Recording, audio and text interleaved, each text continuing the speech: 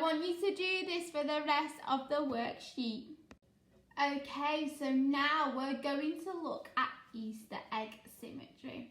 But first, let's have a look at a little video which tells us all about symmetry and what symmetry is. Okay, adventurers, so I hope that video showed you lots of different examples of symmetry, but also gave you an idea of what symmetry is.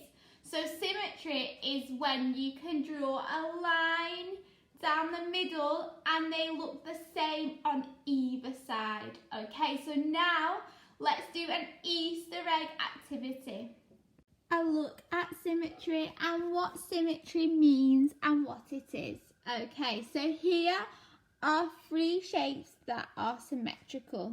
Okay, so symmetry means that if you drew a line down the middle of a shape, it looks the same on either side. Okay, so the shape is symmetrical. Okay, so it's the same. So this is another example of some symmetry. So here, when you draw a line down the middle of the square, it looks the same either side.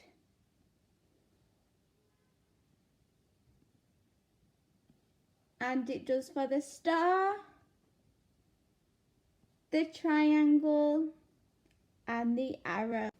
Now, these are some examples of shapes that have symmetry, but let's have a look at some real life examples. So here we have a picture of a butterfly and a flower, and these things are symmetrical. So if I draw a line down the middle of the butterfly,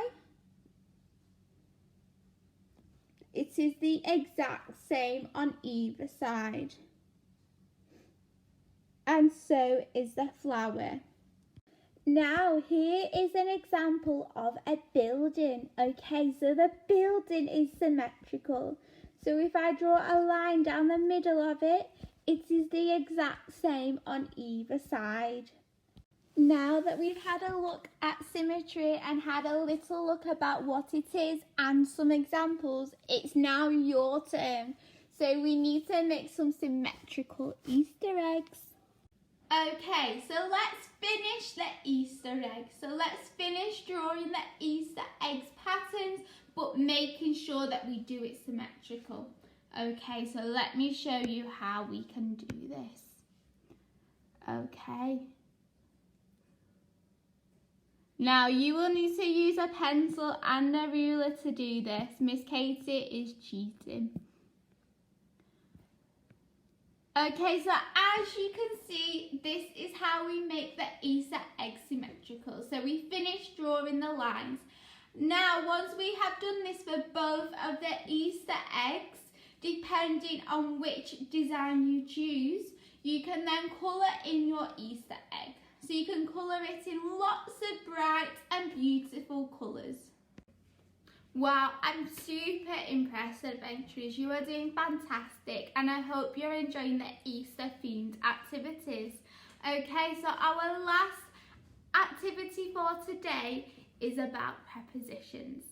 Now, can we remember the different prepositions that there are?